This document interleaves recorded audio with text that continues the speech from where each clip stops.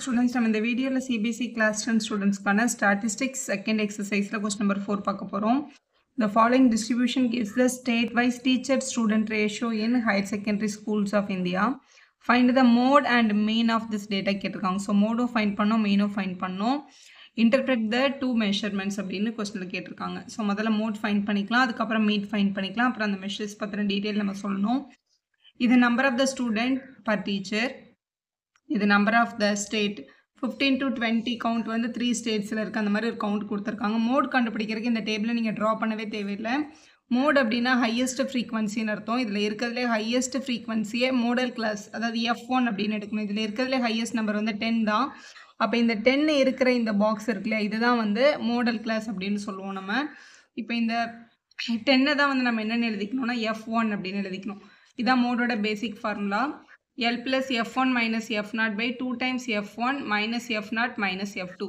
இதில் F1 என்றது தான் பேசிக்காக மாடல் கிளாஸ். இதில் F1 என்றது 10, அதுதான் நீங்கள் ஃபஸ்ட்டு எழுதணும். 10க்கு முன்னாடி இருக்க நம்பர் தான் F0, ஸோ அது வந்து 9ன்னு கொடுத்துருக்காங்க. 10க்கு அடுத்த நம்பர் வந்து 3ன்னு இருக்குது, ஸோ அதை தான் வந்து F2ன்னு எடுத்துக்கணும். ஸோ F1 வந்து இங்கே இருக்குல்ல, இதுதான் மாடல் கிளாஸ். இதுக்கு நேராக இருக்கிற கிளாஸ் இன்டர்வலை பாருங்கள், 30 to 35. இதில் இருக்கிற 30ன்றது லோவர் லிமிட். அப்போ எல்ன்றது வந்து ஆக்சுவலாக லோவர் லிமிட்டை குறிக்கும். லோவர் லிமிட் F1க்கு நேராக யார் இருக்காங்களோ அவங்கள தான் எடுக்கணும். ஸோ எல் வந்து 13 கொஸ்டினில் மென்ஷன் பண்ணியிருக்காங்க. ஹெச்ன்றது கிளாஸோட சைஸ் 15 to 20, 20 to 25 எல்லாமே 5 கேப்பில் இருக்கிறதுனால கிளாஸோட சைஸ் வந்து 5ன்னு எழுதிக்கணும். ஸோ எல்லா டீட்டெயிலும் டேபிளில் இருந்து எழுதுனதுக்கப்புறம் இந்த ஃபார்முலாவில் அப்ளை பண்ணிடலாம். ஸோ மோட்ஸ் ஈக்குவல் டு முதல்ல எல் வேல்யூ கொஸ்டினில் 13 இருக்குது, ப்ளஸ் F1 10 மைனஸ் F0ஓட வேல்யூ 9 டிவைடட் பை 2 times 10, அதாவது 2 times F1 minus F0 minus F2. இதான் உங்களோட ஃபார்முலாவோட அப்படியே சப்ஸ்டியூஷன்.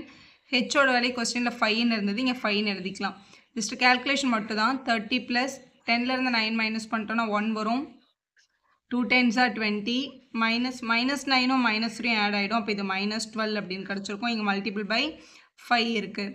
ஸோ இங்கே 30 மேலே வந்து 1 5s are 5, டினாமினேட்டரில் 20ல் 12 மைனஸ் பண்ணிட்டா 8 கிடைக்கும். 5/8, 5/8 டிவைட் பண்ணி டெசிமலில் கொண்டு போய் ஆட் பண்ணிக்கோங்க. ஸோ 0 பாயிண்ட், இங்கே வந்து நம்ம ஒரு 0 எடுத்துக்கலாம். 6 are 48, இது அப்படியே போயிட்டே இருக்கும். இங்கே 0 எடுத்தால் 2s are 16 கிடைக்குது. ஸோ 30 ப்ளஸ் 0.62ன்னு கிடச்சிருக்கு. அப்போது நம்ம 30.62 அப்படின்னு எழுதிக்கலாம். இது நம்மளோட மோடோட வேல்யூ. இப்போ இதே டேபிளுக்கு நம்ம மீன் ஃபைண்ட் பண்ண போகிறோம். ஸோ மீன் கண்டுபிடிக்கிறதுக்கு கொடுத்துருக்க டேபிளில் இருக்க கிளாஸ் இன்டர்வலையும் ஃப்ரீக்வன்சி எடுத்து எழுதிக்கலாம். மீன் கண்டுபிடிக்கணும்னா முதல்ல கிளாஸ் மார்க் எக்ஸ்ஐ கண்டுபிடிக்கணும். எக்ஸ்ஐ அப்படின்றது 15க்கும் 20க்கும் நடுவில் இருக்கிற நம்பர்.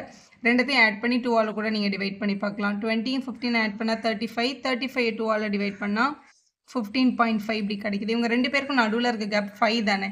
இப்போ 5ல் பாதி எவ்வளோன்னு பாருங்கள், 2.5. முதல்ல இருக்க நம்பரோட 2.5 ஆட் பண்ணிட்டே வந்தால் கூட கரெக்டான மிடில் நம்பர் கிடைக்கும்.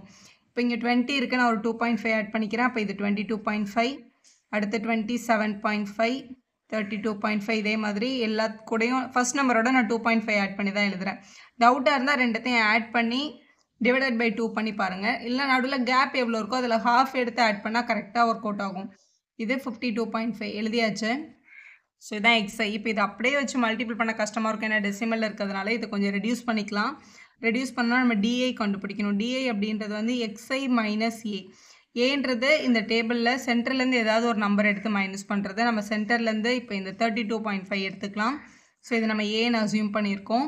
எல்லார்கிட்ட இருந்து இந்த 32.5 மைனஸ் பண்ணோம். முதல்ல இந்த 17லேருந்து 32.5 மைனஸ் பண்ணால் 15 கிடைக்குது. இதில் ஏ பெரிய நம்பராக இருக்கிறதுனால -15 எழுதிக்கலாம். அதுமாதிரி 22, இங்கே 32 இருக்குது, சப்ட்ராக்ட் பண்ணும்போது -10 வரும்.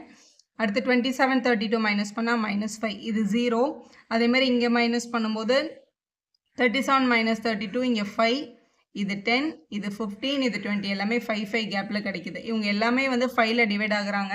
நம்மளோட கிளாஸோட சைஸ் கூட 5 தான், அதனால் இன்னும் கொஞ்சம் ரெடியூஸ் பண்ணிக்கலாம். டிஐ எல்லாமே 5ஆல் டிவைட் ஆகிறதுனால 5ஆல் டிவைட் பண்ணிக்கலாம். இது 5ல் டிவைட் பண்ணால் -3, இது -2, இது -1, 0, 1 2 3 4. இப்போ இது வந்து சிம்பிளிஃபை ஆகிடுச்சு. இதுக்கு மேலே எக்ஸை வந்து நம்ம ரெடியூஸ் பண்ணவே முடியாது, அப்படியே ஸ்டாப் பண்ணிக்கலாம். இது வரைக்கும் நம்ம எஃப்ஐ யூஸே பண்ணியிருக்க மாட்டோம்.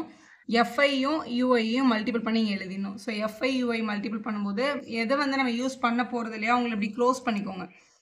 ஸோ இந்த எஃப்பும் இந்த யூ மட்டும் தான் நம்ம மல்டிபிள் பண்ணணும். இங்கே 3 இருக்குது, இங்கேயும் 3 இருக்குது. 3 3s are 9, 8 2s are 16, 9 1s are 9. Minus இருக்கிறதுனால மைனஸ் வருது. 0 into anything 0. 3 1s are 3. அடுத்த 2 sum 0-ஆக இருக்குது. 2 4s are இங்கே 8ன்னு எழுதிக்கலாம். இந்த 3 நெகட்டிவ் நம்பரையும் ஒன்றா ஆட் பண்ணிக்கணும். இந்த 2 பாசிட்டிவ் நம்பரையும் ஒன்றா ஆட் பண்ணி இங்கே டோட்டல் போட்டுடலாம். ஸோ இதை ஆட் பண்ணும்போது -34 கிடைக்குது. 8ஐயும் 3ஐயும் ஆட் பண்ணும்போது 11 வரும். ஸோ இது வந்து +11. -34யும் 11ம் இருக்குது. ஒரு நம்பர் ப்ளஸ் ஒரு நம்பர் மைனஸ்னால் சப்ட்ராக்ட் பண்ணியிருக்கணும். சப்ட்ராக்ட் பண்ணால் -23 கிடைக்குது. இதுதான் நம்மளோட சமேஷன் வேல்யூ. இதே மாதிரி எல்லா எஃப்ஐஸும் ஆட் பண்ணிக்கலாம் இங்கே. ஸோ இது எல்லாத்தையும் ஆட் பண்ணிக்கலாம். ஆட் பண்ணால் 35 கிடைக்குது. இது வந்து சமேஷன் எஃப்ஐ, இது வந்து சமேஷன் எஃப்ஐ யூஐ கண்டுபிடிச்சிட்டோம்.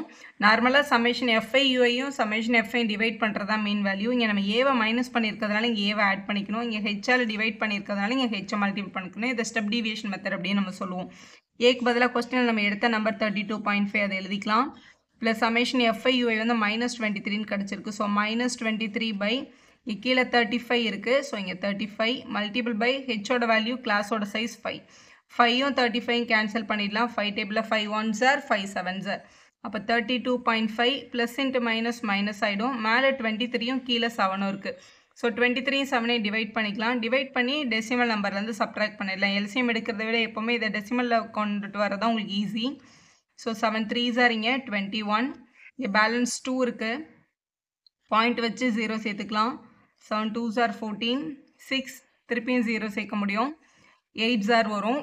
இது வந்து கண்டினியூ ஆகிட்டே இருக்குது. So 32.5 minus 3. இது வந்து நீங்கள் 2 டிஜிட்டாக எடுக்கல, சிங்கிள் டிஜிட்டாக எடுக்கிறதா இருந்தால் இந்த நம்பர் வந்து 5ஐ விட பெருசாக இருக்கிறதுனால இது கூட ஒன்று ஆட் பண்ணிக்கலாம். இது வந்து 3.3 அப்படின்னு எழுதிக்கலாம். ரெண்டுமே டெசிமல் நம்பர் சப்ட்ராக்ட் பண்ணிடலாம். 32.5லேருந்து 3.3ஐ மைனஸ் பண்ணுறோம். ஸோ 2 இங்கே ஒன்று கேரி ஓவர் பண்ணிடலாம். ஸோ இங்கே 9 2 29.2 கிடைக்குது. ஸோ மீனோட வேல்யூ வந்து 29.2 அப்படின்னு கிடச்சிருக்கு. மீன் அப்படின்னாலே பேசிக் என்ன தெரியுமா அர்த்தம்? ஆவரேஜ்னு அர்த்தம். இன்டர்பிரேட் த டேட்டா அப்படின்னு கேட்டாங்கன்னா நம்ம டேட்டாலேருந்து கிடைச்சது சென்டென்ஸில் எழுதணும். அதாவது எதோட ரேஷியோ என்ன அப்படின்றத எடுத்து எழுதணும். இப்போ மோடுக்கு வந்து நமக்கு 30.6 கிடச்சிது, மீனுக்கு வந்து 29.2 கிடச்சது. அப்போ நீங்கள் எடுத்து எழுதும்போது we conclude that most of the states are union territories, அதான் கொஸ்டினில் மென்ஷன் பண்ணியிருக்காங்க, have a student teacher ratio of 30.6. Most of the ஸ்டேட்ஸ்ன்னு எழுதுறது தான் உங்களோட மோடு. மேக்ஸிமம் ரிப்பீட்டட்னு அர்த்தம். அதான் மோஸ்ட் ஆஃப் த ஸ்டேட்ஸோட ரேஷியோ வந்து 30.6 இருந்தது. And on an average the ratio is 29.2. எப்போவுமே மீனை வந்து ஆவரேஜ்னு எழுதுங்க. மோஸ்ட்லி ரிப்பீட்டடுக்கு வந்து மோடு எடுத்து எழுதுனீங்கன்னா சரியாக இருக்கும். இந்த மாதிரி நிறைய கொஸ்டின் இன்டர்ப்ரெட் த டேட்டான்னு கேட்டிருக்காங்க. ஸோ சென்டென்ஸ் பேப்பர்னால் கண்டிப்பாக சென்டென்ஸ் கரெக்டாக இருக்கான்றதை செக் பண்ணி தான் அவங்க மார்க் போடுவாங்க.